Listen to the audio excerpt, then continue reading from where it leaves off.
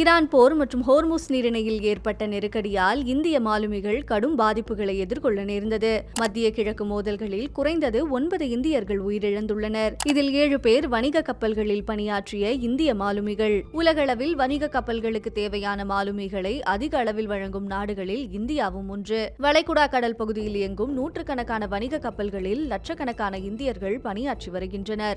Oman கடற்பகுதியில் உடல்நலக் குறைவால் அவதிப்பட்ட தூத்துக்குடியை சேர்ந்த நிஷாந்தை காப்பாற்ற பல முறை உதவி கோரிய போதும் உதவி கிடைக்கவில்லை என கப்பல் ஊழியர்கள் வேதனை தெரிவித்தனர். வெறும் 2500 ரூபாயில் 1 மணி நேரத்திற்குள் கிடைக்கக்கூடிய மருத்துவ விசாவும் அவசர காலத்தில் வெளியேறுவதற்கான அனுமதியும் வழங்கப்பட்டிருந்தால் நிஷாந்தின் உயிரை காப்பாற்றியிருக்க முடிந்திருக்கும் என மாலுமிகள் மற்றும் கப்பல் பணியாளர்கள் சங்கம் தெரிவித்தது. நிஷாந்தின் உடலை பாதுகாக்க போதிய குளிரூட்டும் வசதிகள் இல்லாததால் தண்ணீர் பாட்டிலை வைத்து உடலை பாதுகாக்க வேண்டிய அவல நிலை ஏற்பட்டது. இதேபோல ஓமன் வளைகுடா பகுதியில் உத்தரப்பிரதேசத்தை சேர்ந்த சிவானந்த சௌராசியா பணியாற்றி வந்த கச்சா எண்ணெய் ஏற்றி சென்ற கப்பல் மீது அமெரிக்கா நடத்திய தாக்குதலில் அவர் பரிதாபமாக உயிரிழந்தார். சுஷிலா தேவி இன்னும் தனது கணவரின் மரணத்திலிருந்து மீளாமல் தவித்து வருகிறார்.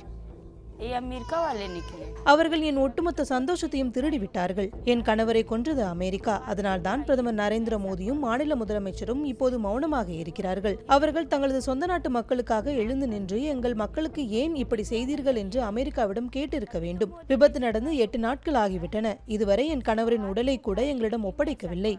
கணவரின் மரணத்திற்கான உண்மையான காரணங்களை அறிந்து கொள்வதற்கும் அவரது உடலை மீண்டும் தாய்நாட்டிற்கு கொண்டு வருவதற்குமான இந்த நீண்ட போராட்டம் அந்த குடும்பத்திற்கு மனவேதனையை ஏற்படுத்தியுள்ளது.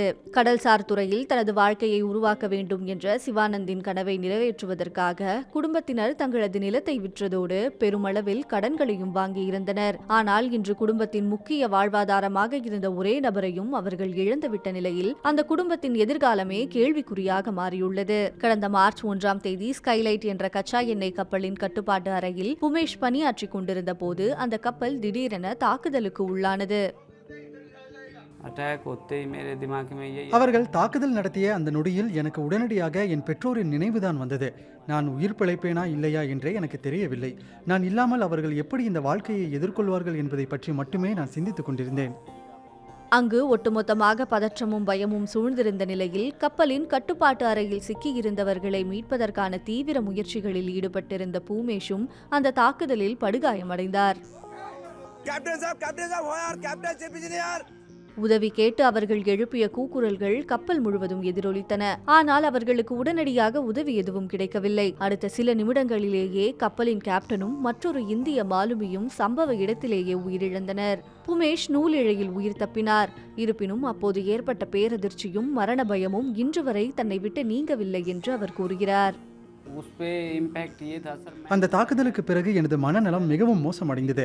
அதற்கு பின் நான் அந்த கப்பலில் இருந்து 3 வாரங்களுக்கு என்னால் ஒரு நிமிடம் கூட தூங்க முடியவில்லை. என் வாழ்க்கையின் ஒரு அத்தியாயமே முடிந்துவிட்டது போல தோன்றியது. அது என் வாழ்வின் இறுதி நாட்களைப் போலவே இருந்தது.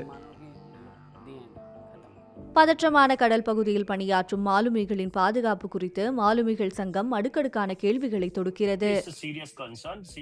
இது மிகவும் கவலைக்குரிய விஷயம். தங்களுக்கும் இந்த மோதல்களுக்கும் எந்த சம்பந்தமும் இல்லாத சூழலில் மாலுமிகள் தங்களது உயிரை இழந்துள்ளனர். அவர்கள் ஏன் தாக்கப்பட்டார்கள்? இந்த கப்பலில் பயணிப்பவர்கள் வெளிநாட்டினர் என்பதும் அவர்களுக்கும் ஈரானுக்கும் எந்த தொடர்பும் இல்லை என்பது தெரிந்திருந்தும் ஏன் இந்த தாக்குதல்? ஈரான் நோக்கி செல்லும் கப்பலாக இருந்தாலும் கூட அவர்கள் எச்சரிக்கையுடன் செயல்பட்டிருக்கலாம். இதன் மூலம் இந்த உயிரிழப்புகளை தவிர்த்திருக்க முடியும். இந்த உயிரிழப்புகள் இந்தியாவில் ஒரு பெரிய அரசியல் புயலையே கிளப்பியுள்ளது. 3 இந்திய மாலுமிகள் கொல்லப்பட்டதை தொடர்ந்து இந்திய அரசு அமெரிக்க தூதரிடம் தனது கடுமையான கண்டனத்தை தெரிவித்தது. அதே நேரத்தில் எதிர்க்கட்சிகள் இந்த விவகாரத்தில் அரசு போதிய நடவடிக்கை எடுக்கவில்லை என்று குற்றம் சாட்டியதோடு பிரதமர் மோடியின் மௌனம் குறித்து கேள்வி எழுப்பின. இதனைத் தொடர்ந்து பிரான்சில் நடைபெற்ற G7 உச்சி மாநாட்டில் பிரதமர் மோடி இது குறித்து அமெரிக்க அதிபர் டிரம்பின் கவனத்திற்கு நேரடியாக கொண்டு சென்றார். एक्सेलेंसी, आप जानते हैं कि मैरीटाइम ट्रेड की दुनिया में भारत के लाखों सी फेरर आज दुनिया के अलग अलग समुद्र में अपनी सेवाएं दे रहे हैं, विश्व की प्रगति में बहुत बड़ा योगदान दे रहे हैं और मैं समझता हूं कि उनकी सुरक्षा भी उतना ही महत्वपूर्ण है. அங்கே நடக்கும் உலகளாவிய ராஜதந்திர பேச்சுகள் இந்த தொலைதூர கிராமத்து மனிதர்களுக்கு எட்டாத ஒன்றாகவே தோன்றுகிறது. சிவானந்தின் சகோதரர் ராம் பர்வேஷ் தனது சகோதரனின் உடலையாவது தாய்நாட்டிற்கு திரும்ப கொண்டு வர வேண்டும் என்ற நோக்கத்தில் அதிகாரிகளுக்கு தொடர்ந்து தொலைபேசி அழைப்புகளை மேற்கொண்டு இருக்கிறார். कल शाम को वहाँ पहुँचा है, तो मुझे लगता है कि आज शाम तक अपने को जो टिकट बुक होगा, एजेंट बुक करेगा तो बता देगा। சில நாட்களுக்கு பிறகு இந்த குடும்பத்தின் நீண்டகால காத்திருப்பு ஒரு வழியாக முடிவுக்கு வந்தது. சிவானந்த் சௌராசியாவின் உடல் இறுதியாக அவரது சொந்த கிராமத்திற்கு கொண்டு வரப்பட்டது. இறுதி சடங்குகள் நடைபெறுவதற்கு முன்பு திரண்டிருந்த கிராம மக்கள் அனைவரும் கண்ணீருடன் அவருக்கு இறுதி அஞ்சலி செலுத்தினர்.